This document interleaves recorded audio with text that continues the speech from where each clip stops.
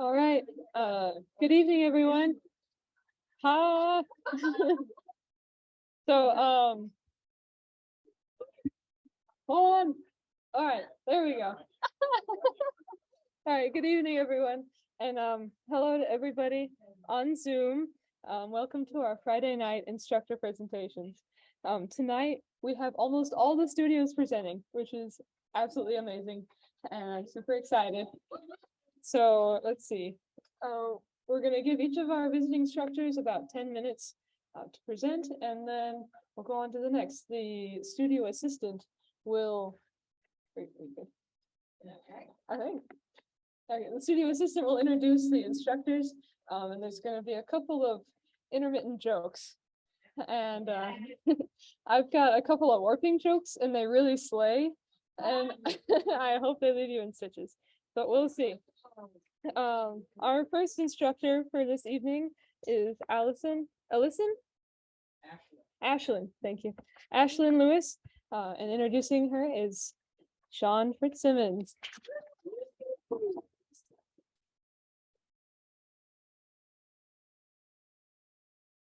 Hi, everyone. I'm Sean Fitzsimmons, the assistant from the blacksmith studio. I'm here to introduce Aislinn Lewis, who's teaching the art of hammer control this week. Aislinn's been blacksmithing for about 17 years. She got her start at a historic site near her hometown in Northern Virginia. She then moved on to Heathville Forge in high school and attended the American College of Building Arts in Charleston, South Carolina, where she studied architectural ironwork.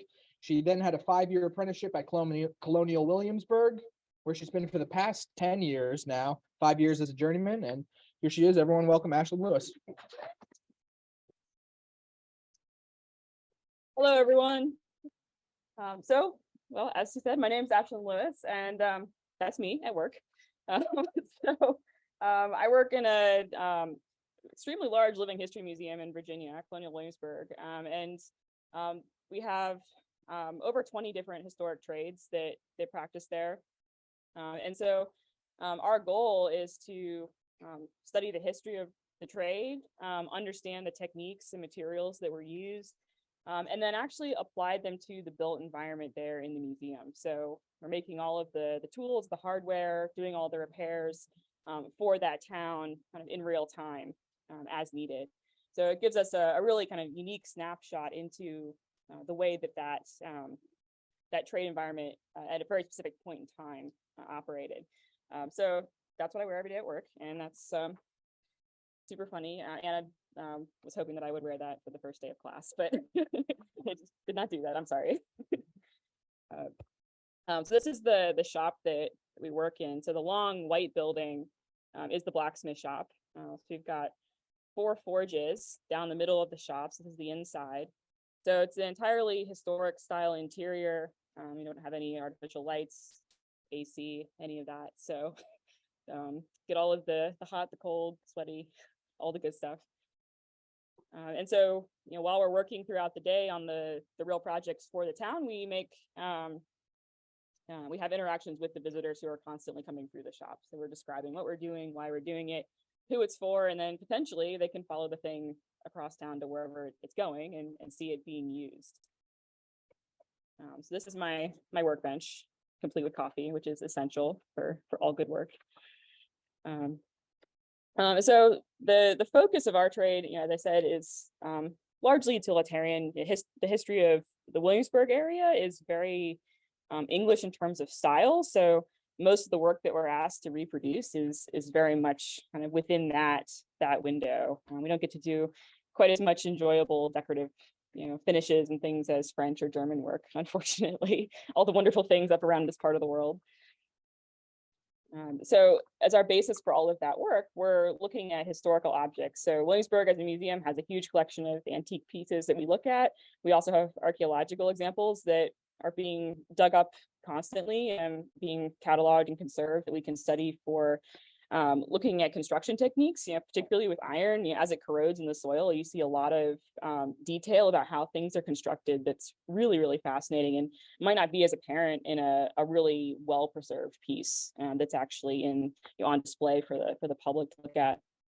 So we look at those, we draw them, photograph them, measure them very carefully, very often going to other museums as well. So we're building up as much of a collective database of information about each individual project as we can, and then go through the process of replicating it.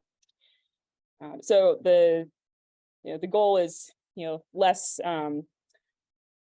art, I guess, in some senses. We're copying the art of people that had gone before us, but through the practice of replicating it, hopefully improve our own skills, and then pay that forward. So we want to learn the skills not so that we stay in a time capsule, but so that we can share that art of making things with the modern world, and hopefully inspire people to continue with that, and however they may be. So in the class that I'm teaching here this week, my hope is that maybe not everyone's going to be super into 18th century cooking utensils. They might be, that'd be super cool. But the hope is that, just through learning how to move the metal and how to use, a fairly conservative toolkit and focus on your body as that really essential tool that can be honed and refined throughout your whole career, that's something that we can take into whatever projects that we're working with. So that's all really the deep insights that I have about the work. I do have a bunch of pictures though of the sorts of things that we make. So as tradesmen, we're constantly using a wide array of specific tools. So things like these compasses, the original pair are on the right, and the copy that I made is on the left. So one of the interesting things about tools is, of course, they wear over time. So when we're looking at something, we're looking at how it is currently, but also thinking about what it was when it was new and replicating it in its new form. So on the left is the pair of compasses without the wear and the constant grinding that they would have had over a couple hundred years worth of use. So some more compasses there. I mentioned it's a very large built environment. So things like locks are a part of the work that we're doing. They're not super exciting from the outside, but the inside gets real fussy real quick when you have a lot of moving parts. And sometimes you get asked to do really strange things. So these are shoe buckles.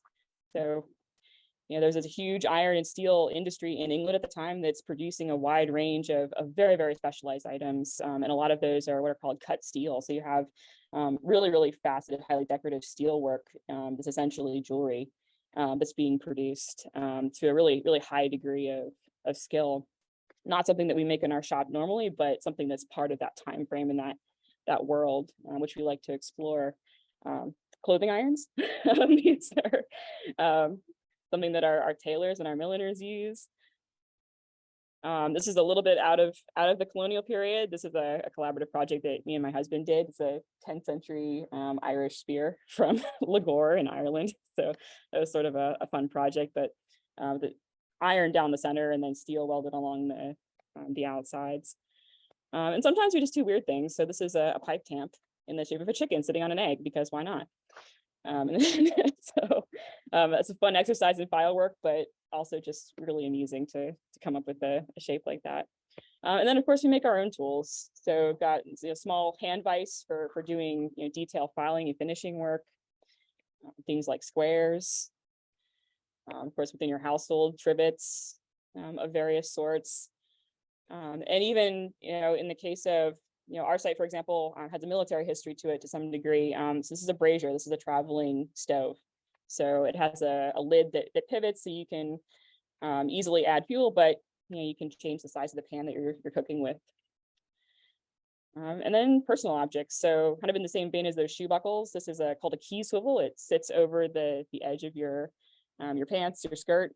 It's spring loaded, so it can hold a whole bunch of keys, and it pivots in two planes, so it bends with you when you're moving, which is a lot of fun. And of course, the objects we're making in the class this week are what you see here. So forks, spoons, spatulas, and some of the ones that are polished up and finished. So hopefully by the end of the week, we'll have a few of those floating around the shop down there. And that's what I have for you. Thank you.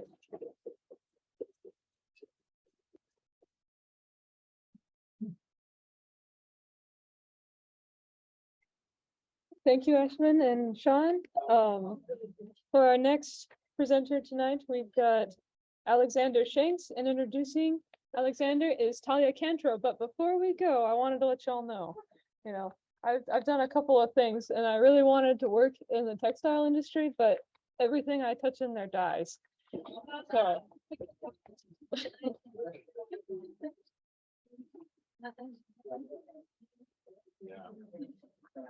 Okay, I'm the Fine Metals Fellow, but I'm introducing Alexander Shanks, who is teaching a still life painting workshop in our special topic studio. So Alexander hails from Philadelphia, somewhere near there, I think, to be specific. He has been teaching still life painting for 5 to 7 years now, whichever feels more accurate to you, that is the right number. From a young age, Alex has been introduced to still life painting and art in general from his parents, who are artists. He's really into the Goofy movie. He's like really into it. He's exhibited both nationally and internationally, and is excited to finally be teaching in Peters Valley. So please help me welcome Alexander Shanks.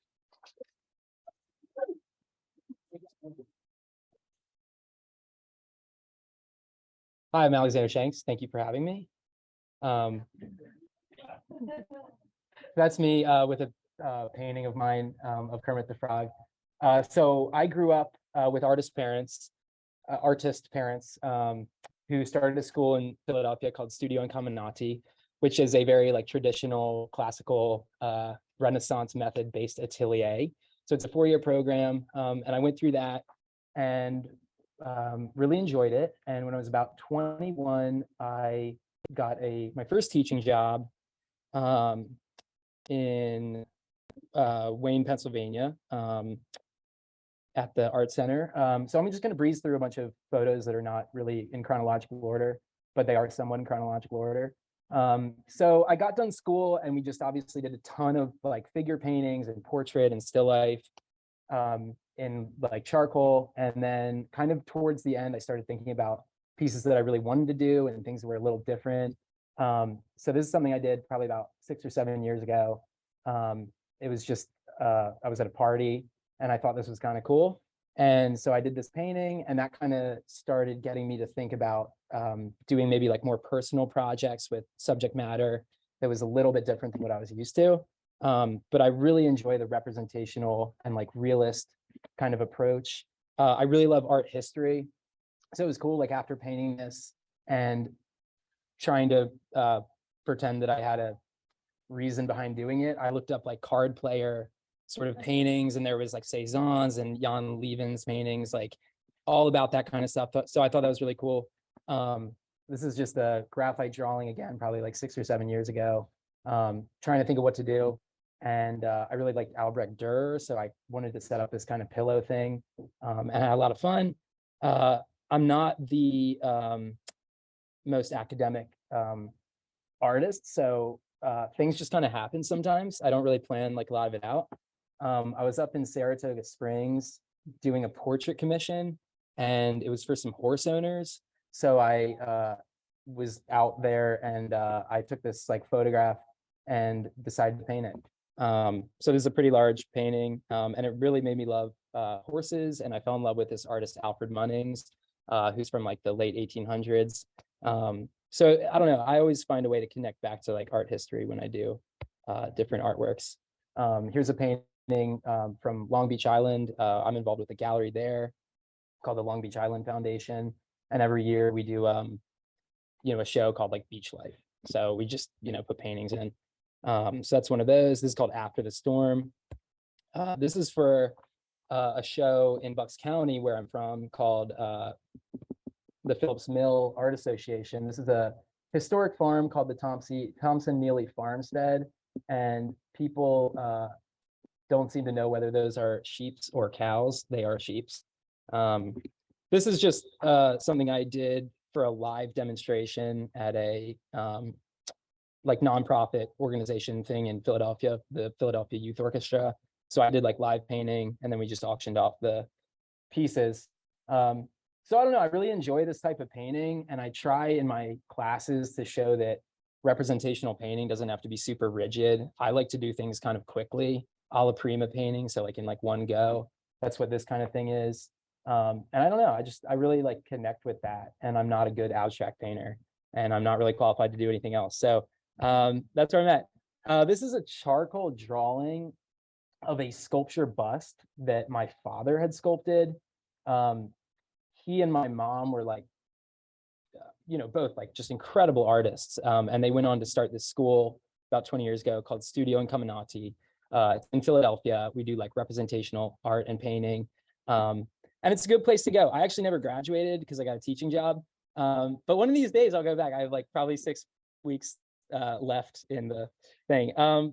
But this is, I just really enjoy charcoal. I connect with that because I am not the most organized person. So I do feel that charcoal is such a limited set of tools that still can convey kind of like the depth and the ideas that I wanted to convey.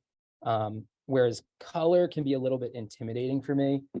So this image will be a finalist in Artists Magazine Strokes of Genius. So that'll be in November. Buy a copy. This is a recent portrait commission I just finished. I was just away in Italy for 6 weeks. And right before I had this commission of a couple, a husband and wife, domestic partnership, I guess. But I did the pair, and there's a lot of times for me where I'm just not really happy with what I make. So I think I redid this once or twice, but I was happy with how it ended. I don't know. I always try to do like a little bit better on each portrait. The partner to this didn't make it onto my website. So that's how you know that I'm still trying to figure it out. This guy's name was Ari, and his wife asked me to make him sexy. So this is like probably, I don't know, maybe 5 years ago when I got the job at Wayne Arts Center. I wanted to do a demonstration for the class. So this was the president of the board at the time. His name is Jim Cobb. Super cool guy. He's like 99 years old, but I love, like, he's just amazing. So I did his a demonstration of him for the class, and he liked it a lot. And he ended up taking my class for like 3 years. And he's just, I don't know, super cool. Like, I love painting because it just, you meet kind of amazing people and you just have amazing experiences. And I really am a huge fan of representational painting, but impressionist stuff is my favorite. So when I look at the brushstrokes on the right shoulder, like the way you can convey sort of like a fold with something as loose as like a single dark note over like a light mass, I really connect with that. This is a music artist that I like, and I did this portrait sort of in like a one-day go, just because I wasn't sure what to do. And I just really like the color and like the flesh tones. And I'm a big fan, again, like underneath that in the background, you can kind of see how I start something. Same with like in charcoal. I use these like really broad kind of lines early on, like very sporadically, to kind of create it. And I like when I have the residual of that sort of towards the end of the painting, because it meshes in a way I feel like abstract graphic design with maybe a portrait or something. This is like another just little commission of a child. So during COVID, I was finishing up school and I had to do a thesis project. And so what I decided was, instead of your typical sort of like models or portraits, which I didn't have access to because of COVID, I wanted to do interiors inside of people's homes without people in them. And I kind of like this idea of like the not Armageddon, like whatever, the rapture, like when people just kind of like, we're gone. And so this was a super quick kind of little sketch I did, but I liked the cowboy boots a lot, and playing with sort of like the warm and cool lights. Always trying to kind of experiment a little. I already put that there. This is another interior. I actually started this as a demonstration for my still life class, and then just kind of like finished it up. Because again, it's like I work better when I have the parameters of like a show that I need to exhibit in. So this was in another one of those Philadelphia Youth Orchestra fundraiser type thing. So gave me a little bit of a theme and a deadline, and I work well with those, I think. So there's another one from that series. It's just kind of what I would consider like an interior still life. And it was just fun to play with. I don't know. This is called Laundry Day. Another maybe potentially bizarre composition, and I'm not very sure why all the clothes were the same color, This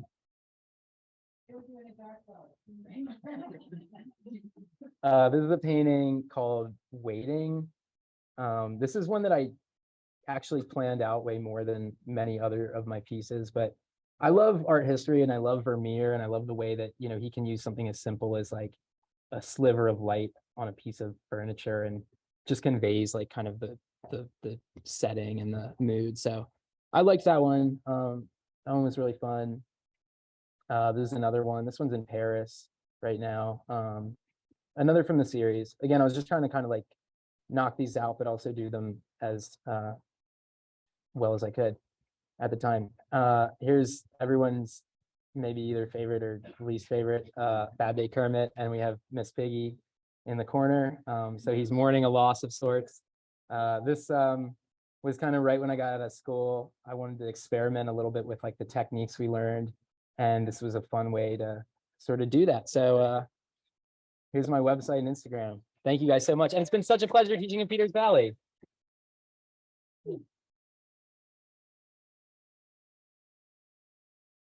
All right. Thank you, Talia. Thank you, Alexander. Y'all ready for this one? A weaver and a spinner were driving home during rush hour. And who got home first? Well, the weaver, of course. Oh. Yeah. All right. Up next, we've got Hanna Vogel, introduced by Fiverr's assistant Amelia Stern. Welcome.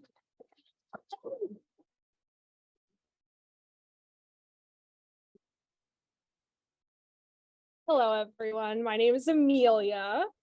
Hanna Vogel is an artist and educator living in Philadelphia, PA.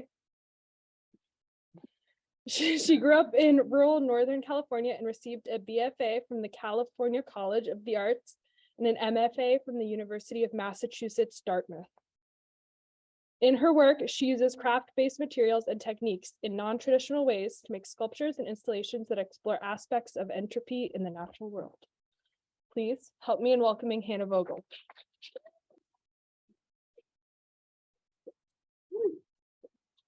Hi, everyone. I'm Hannah. As Amelia said, I'm a sculptor and installation artist. I work in a variety of media, but to keep it to 10 minutes, I'm just going to share with you all the woven wire and paper sculpture, which is also more related to my workshop this week. So this installation from about 5 years ago formally stems from this invasive species I saw one day on a hike.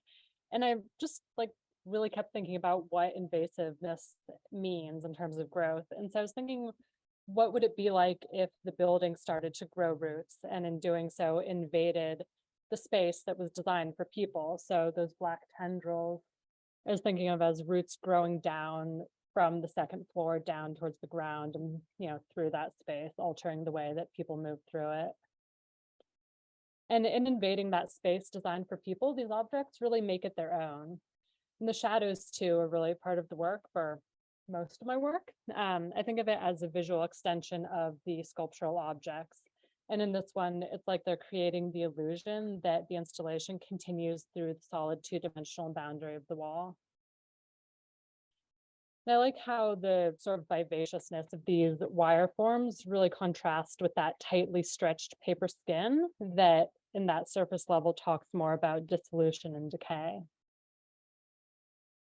A lot of my work, I'm interested in the way that we sort of psychologically locate ourselves, not just in space, but also within time, in particular in the time span of a life cycle. And I want to explore that tension between growth on one hand and decay on the other end.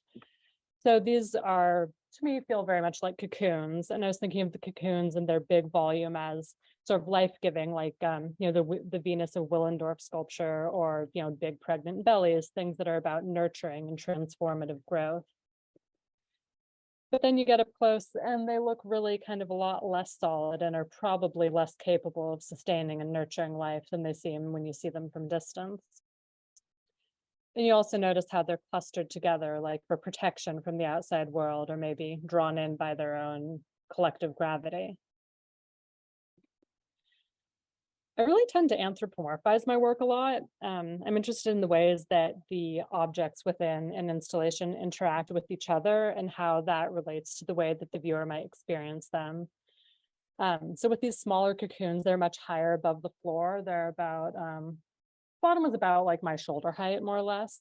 And I think about that height and elevation as being indicative of safety and distance.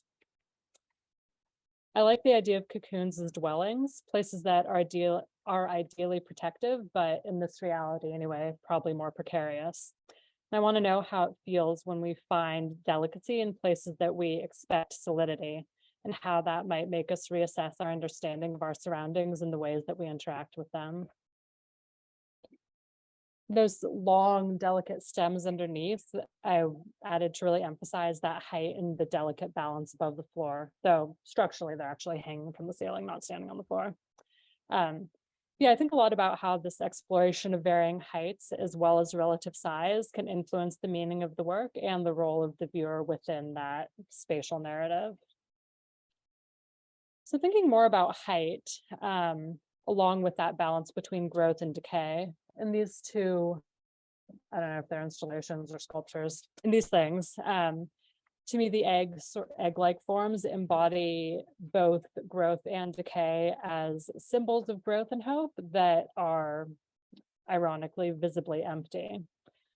With this work, I was also thinking a lot about the idea of the pedestal. As a sculptor, pedestals are an unavoidable reality.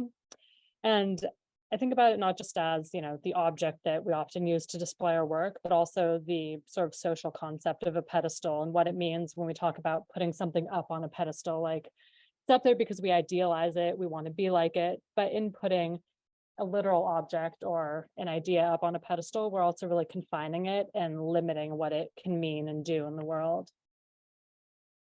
And so for these egg things, their enforced isolation and separation from our inhabited space, I think says a lot about us as well as what we think about them, and also can talk about the impact that we have on them.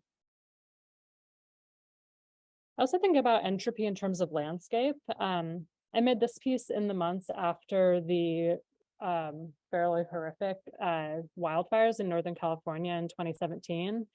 A lot of them were like right near where I grew up, though thankfully not in my hometown. And I was thinking about all the tide pools, which normally are like really wet life, really, just vibrant places.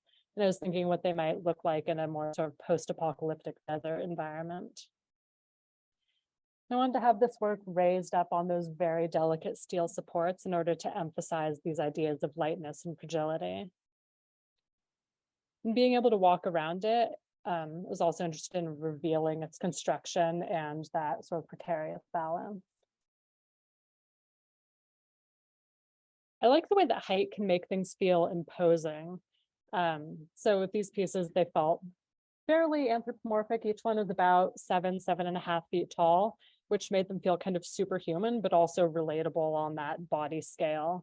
And they were spaced far enough apart that you could sort of weave around them in the gallery. There were 6 of them.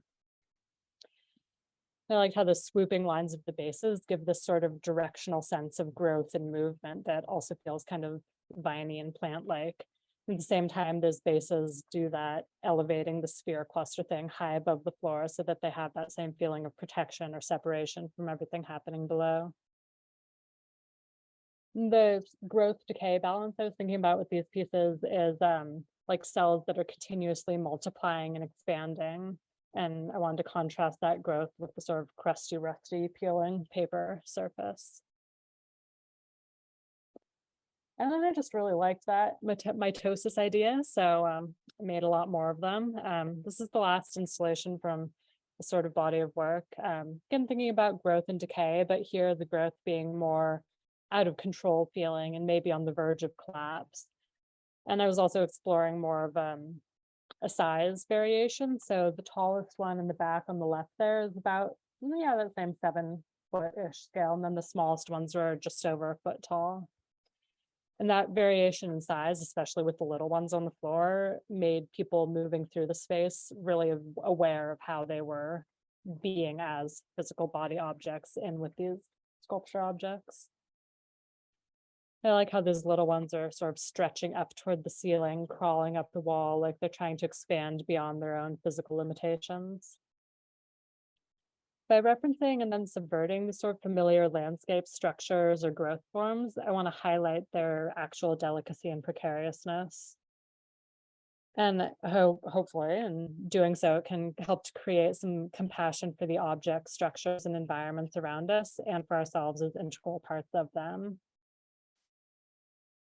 And I'm going to share with you all just a more recent series I've been sort of working on and off over the last few years of wall sculptures, because sometimes it's more practical to make smaller things too. So I was thinking about the idea of communication when we lack a shared context or language. But what we do have is the desire to reach out, connect, and communicate, even when we don't fully understand each other. So on the material level, each of these little black squiggles is just bent wire dipped in black paper pulp. And I think of them as letters or words in a universally foreign language that nonetheless still tries to convey meaning. I want to know what it feels like when that communication is random or chaotic, or when it's more organized and structured. In this work too, the shadows are again a part of the content of the work, like visual echoes of that written meaning, in the way that meaning can get stretched and interpreted beyond its original intent or context. As I've continued making these pieces, I started to think of them also as patterns of human interaction, like the way that we behave in crowds or groups, how we might draw together and base our actions off what those around us are doing, and when we sometimes find ourselves collectively swayed by a single powerful idea. And then just a little sort of process bit here at the end. So I start out with a wire basketry technique. It's steel wire. And yeah, that's what we're doing in our class. And then pour pulp over the whole thing. Yeah, so super wet, sloppy, nice to do in summer. And the rust naturally happens because the pulp is, super wet and then kind of comes out in the paper. And as the paper dries, all the water, most of the volume is the water, so it shrinks and really clings to the wire and sticks and makes it way more solid than it would seem otherwise. Yeah, that's it. Thanks.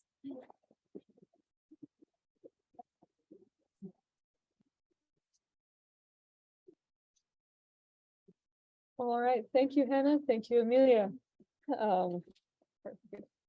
Let's see, did you hear about the clown that was loose in the factory, the textile factory? Oh, that's No. okay, because the manager was in stitches. Oh. Yeah, he had everybody in stitches. Next is Dallas Wooten, and introducing him is Logan Stallings. Welcome.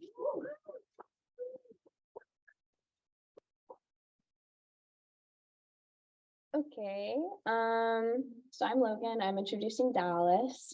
Dallas is from Louisville, Kentucky.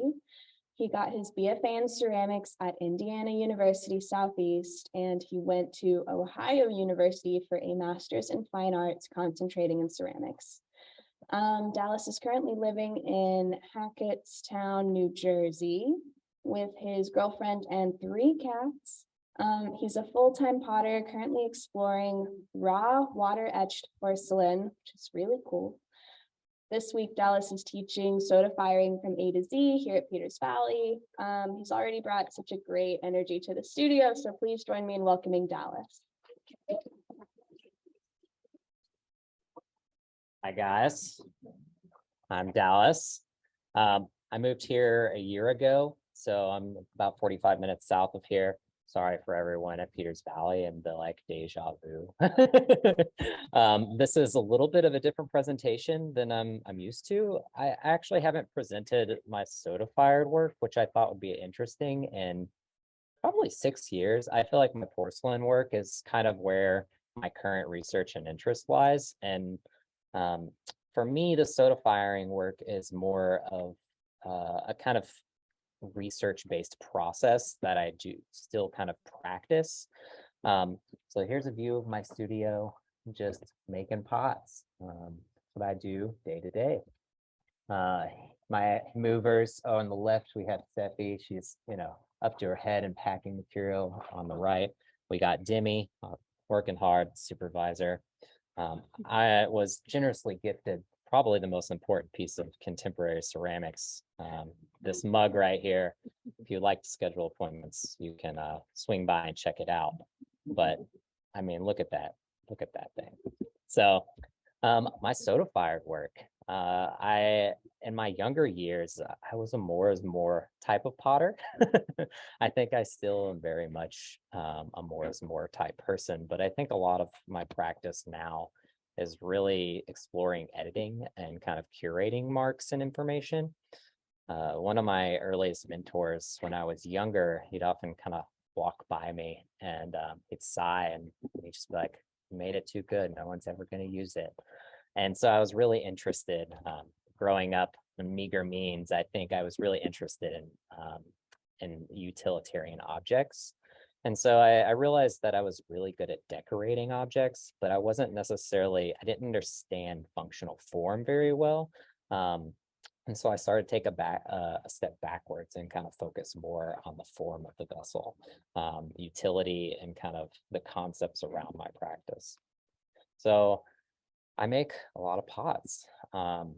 It's often said, I think my favorite pottery saying ever is that pottery is the art of 1/16 of an inch. I love it. It's so stupid. It doesn't even rhyme, but it's the most true thing that you could ever say about pottery.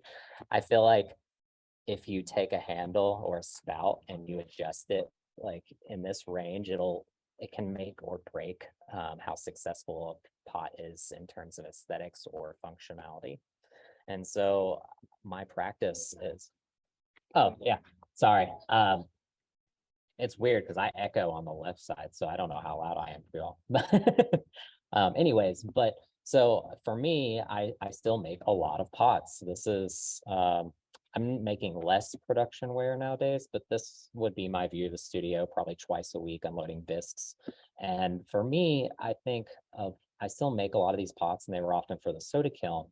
And they were more of a curatorial process of exploring minor adjustments to form.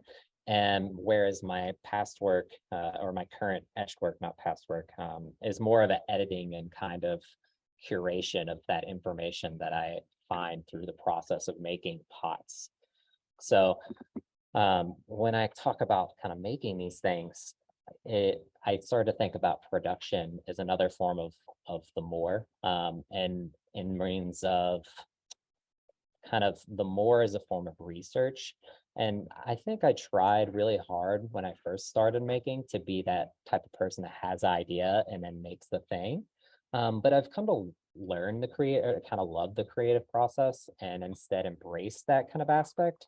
And I think it really is come down to me is it's kind of learning that way. There's different ways of thinking and making and interpreting information. So, some people, they have that idea and they think, but some other people make the things and they have to decipher and figure out what it is about that thing and why they're making it. And so that was really important for me. And I think that's kind of where soda firing still kind of lies in my practice, is helping me to curate forms that are more precious than some of the soda fired pots. And, one thing I think is really interesting is kind of this craft theorist, Glenn Adamson. He kind of observed that I think that craft makers often struggle with words or writing because it's not their first language. They're tactile individuals. And so the form of research is often sort of dumbed down in their minds, where they sort of they think less of their ideas. They don't feel confident in it because their information is here, which is a more kind of authentic source of research, because it's typically kind of a primary. You hone those skills and you do them and you understand them rather than reading and interpreting it a different way. And so here was the soda kiln at Peters Valley last year. And so I make a lot of pots, and the soda kiln for me is really kind of an alternative avenue for me to still explore glaze in my work and material in a different form. So all of these pots, minus the one bottom, the middle, are made out of the same glaze, and just exploring different firing techniques and approaches to those things. And so I really like this idea of kind of these subtle tweaks and also taking things that would often be considered blemishes and recontextualizing them in this context of like a precious object. So often people making celadon pots are avoiding copper fuming, which you can see like the pink tones and the red. And so those are a lot of things that I'm interested in. And so a lot of my etched porcelain work is still kind of pulling from this process. So I'm inspired by folk pottery and kind of that residual information. It goes back to kind of a curation and editing process and leaving clues of that investigation, clues of that history. I'm really interested in processes that are often associated with production and a heavy flow and kind of leaving that information. So these are sure form marks. This is a pattern that I kind of find funny. It's a really popular kind of tool in contemporary ceramics, the serrated rib. And for me, it kind of references the neural patterning. So like diamond grips associated on tools and things like that, which kind of go back to ergonomics, but it also creates this surface that is almost digital sometimes in how it pixelates the imagery, which I find really interesting. I've been more and more attracted to the porcelain work lately. And I think even prior to the pandemic, I was aware of how digital, the digital nature that our work is consumed. And so moving into the pandemic, those ideas were even more prevalent. And so I think of craft in a lot of ways. And so I try to take a lot of this information and I use kind of material and historical connotations to my advantage. I'm often taking vine scroll iconography on the left as a piece of mine, and the other sides are kind of various cultural interpretations of scrolling patterns. And I like how on the left, I've set up this pattern in a way and allowed the process to interpret the pattern. And so here's a kind of floral one, and sometimes the patterns are almost completely lost, and that's okay with me.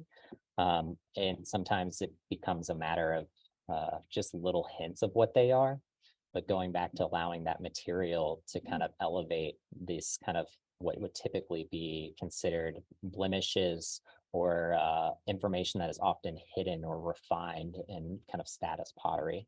So a lot of the things that I do are really folk pottery based, very quick brush strokes, leaving trimming evidence. And, it's a very sloppy process in reality, but the material does a lot of the work as long as the canvas is curated in a way. And that kind of goes back to my practice in soda firing and I think how it relates to my work now.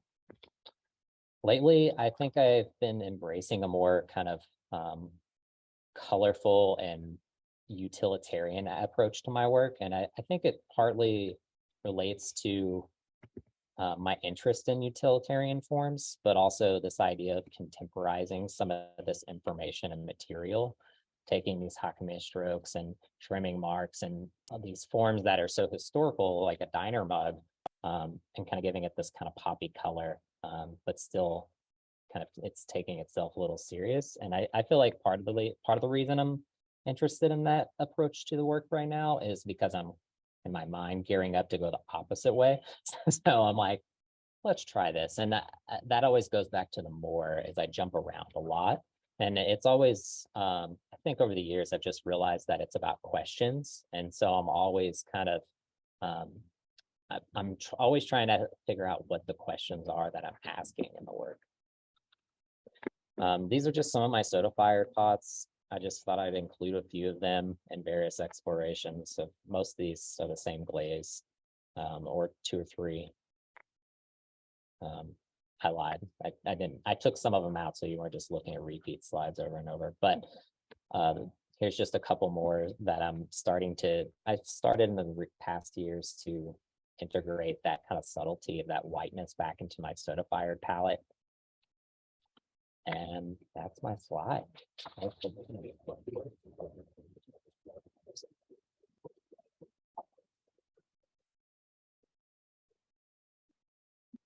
All right, so thank you, Dallas. Thank you, Logan. Oh, what did the dyer say when they were putting their textiles into the pot. Indigo. All right, next we have Wyatt, NP, introducing the fine metals instructor this week, Thomas Mann. Welcome.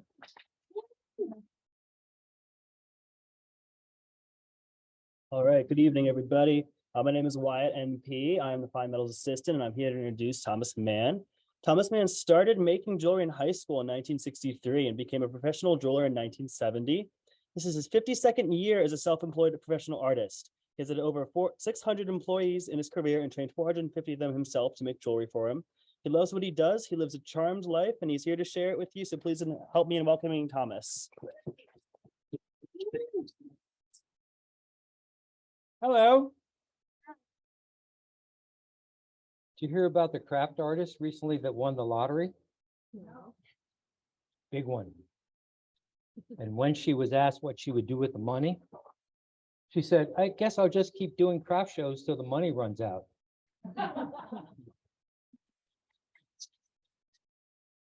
And this is basically the point of everything I do as an artist and as a teacher and as a workshop leader, is encouraging people to understand what it takes to be an entrepreneur. Because I was blessed with the opportunity to understand all of this in the early part of my career about what it means to be a professional artist, and that it's not just about making the work, it's about connecting to the audience that makes the difference in your long-term survival to do what you do, because what you do is critical to the overall personality of the culture that we live in.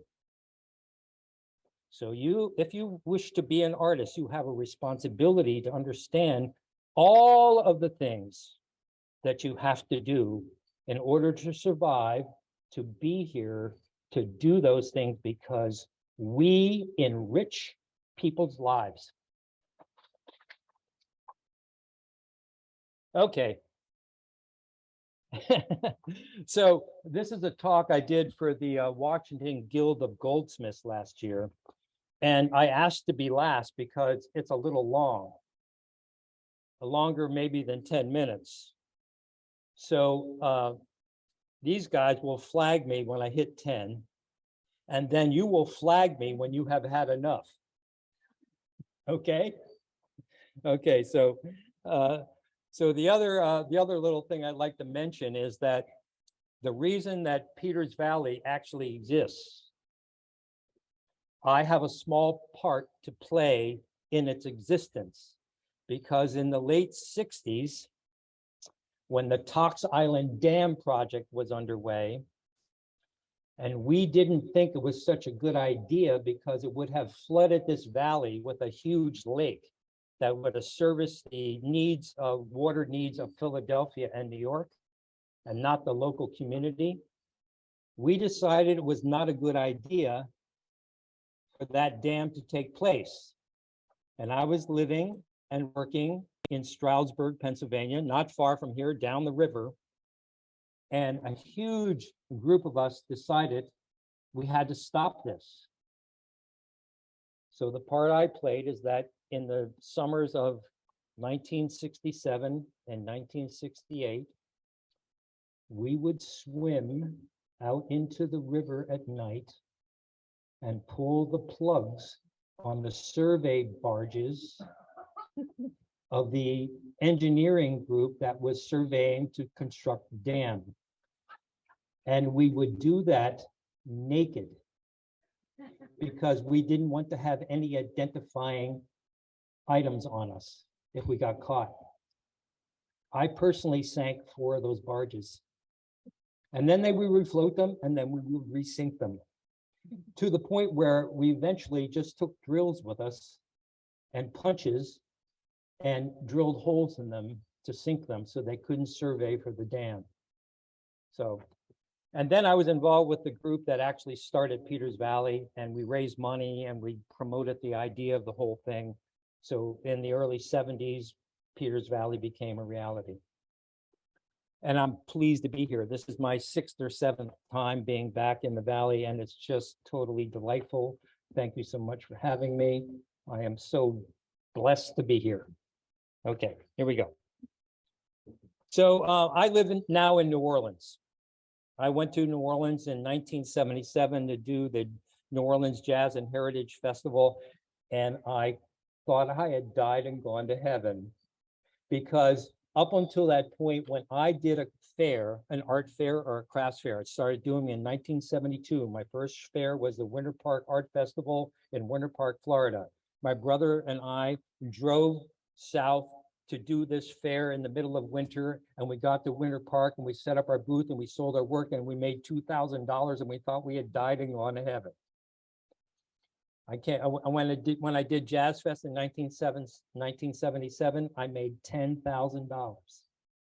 And I've done that fair every year since. I am the senior artist at the New Orleans Jazz and Heritage Festival Contemporary Art section, right? And I've seen all of the ups and downs of the whole world. So if you're interested in knowing that whole history, Monday night, I'm going to tell you. I'm going to show you how the world has evolved to the point where you are now participating in it, and how I participated in it, and where it is and where it might be going. Okay, here we go. So this is a view of my property in New Orleans. It's called the Rose Tattoo. This is an old bar that I occupy, which is directly across the street from Tipitina's, the world famous music club that made Professor Longhair and the Neville brothers famous. Directly across the street. This is what it looked like in 1993. I walked out of Tips at 4:30 on a Jazz Fest morning, kind of loopy, and there was a for sale sign on the tattoo. A month later, I bought it for $25,000. This is what it looks like today. It now houses Thomas Mann Design offices and studios, Gallery IO, and me. I live above my work like an immigrant family, right? This is an article that took place in a newspaper in New Orleans not long ago about what they call the jewel box of the Rose Tattoo. This is the entrance to Gallery IO. This is the interior of our little space. We moved 4 years ago from a 5,000 square foot space to a 2,000 square foot space. I renovated the whole property by myself with a little bit of help from friends. And this is me standing in front of it with the Rose Tattoo logo. This is my little crew. In 1995, I had 26 employees. I had 14 people making jewelry and 13 people manning the gallery, the studios, and the public relations segment of we were wholesaling all over the world. Literally, we had accounts in Japan, Australia, South America, and Mexico, and in France and Germany. Now we're down to just 6 of us. 3 females in the front of the house, 3 guys in the back of the house. 3 of us making jewelry, 3 of us marketing, maintaining the website. We make 80% of our income on our website, thomasmann.com. Book to book to book. I've been working on books for many years, trying to get into books, be in books and everything like that, because the one thing that credentializes an artist more than anything else is a book, a physical book, right? Even today in the digital age, a physical book makes an enormous amount of difference in your perception of value and contribution in the world of art. So I have several books out now. The first one came out in 2001 and sold through 25,000 copies worldwide. I sold 5,000 of them myself. I did a book on how to use the jeweler's saw, sold through 17,000 copies worldwide. I sold at least 4,000 of them myself. I have some for sale in my studio if you care to join. Okay. This is our studios. This is my storage space. I've made so much work over the years that didn't sell when I made a show of one sort or another, that it all goes into storage now and has a digital library that documents all of the work. Because I'm hoping that the people who inherit my business, who will be my employees, will be able to make money from it in the future. This is just a series of how books lead from one to another. One book credentializes you to another. 10 minutes. You want me to go on? Okay, I'll go fast. Okay, here are the books that I'm in. This is my work. This is particular to the comments to my class today. I told them about how I store all of my drawings. So all of these black file cabinets in my studio house all of the drawings that I've been doing for jewelry or anything else since the early 70s. This is about legacy.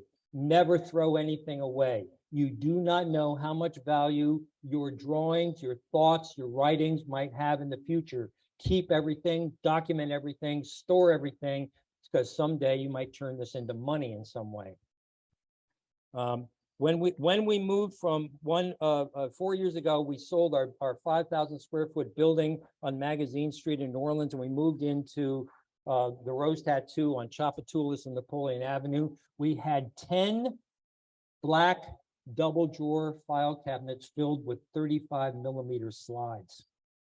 Because before the digital age, everything was digital slide. Everything was normal slides, analog. We hired people to sort and then digitize all of those images into a digital database. So this is a piece I did for 9/11. This is in the permanent collection of MAD, of the Museum of Art and Design, which used to be the American Crafts Museum in New York. This is a pin I did based on that. This is a whole series of jewelry pieces that I've done over the years. The image here is on your left is my grandfather. His name was Roger Hernandez, and he was born in St. Augustine, Florida, and he was a surrealist photographer. This is the family lineage.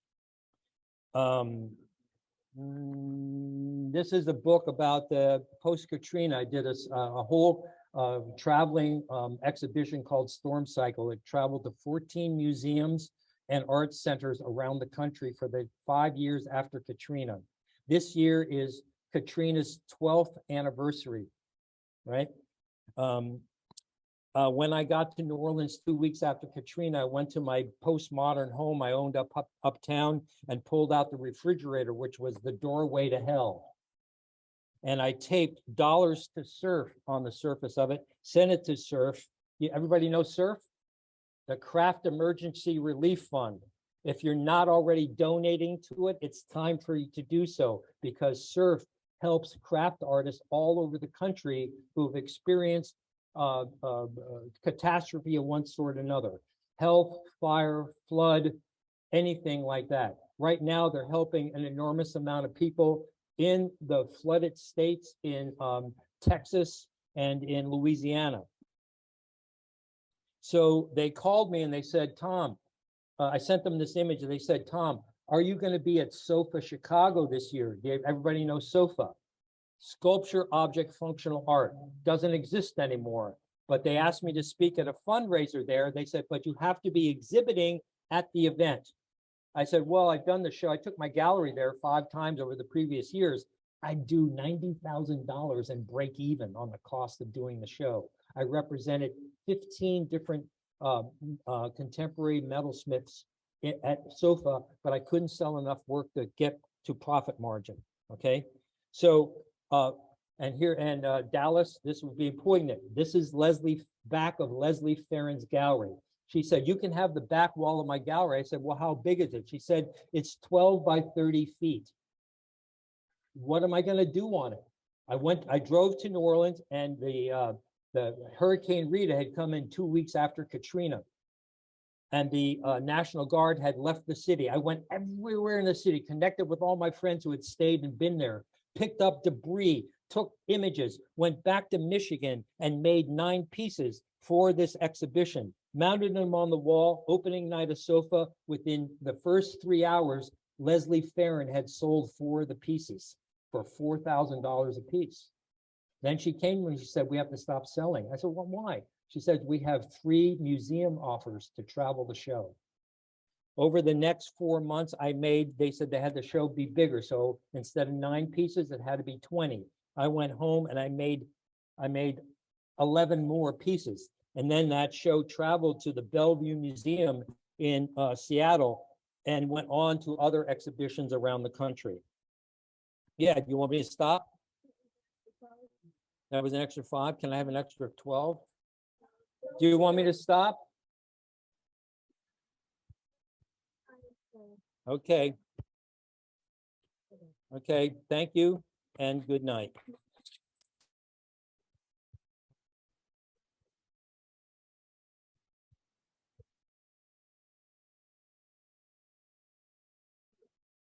All right, thank you everyone for coming this evening. And if you have any questions, please see the front office or the gallery. Otherwise, have a wonderful rest of your time here. Hello and thank you so much for watching this program. Peters Valley would like to thank its sponsors for making programs like this possible. If you liked this video, please hit the like button and subscribe to Peters Valley's channel to receive more like it in the future.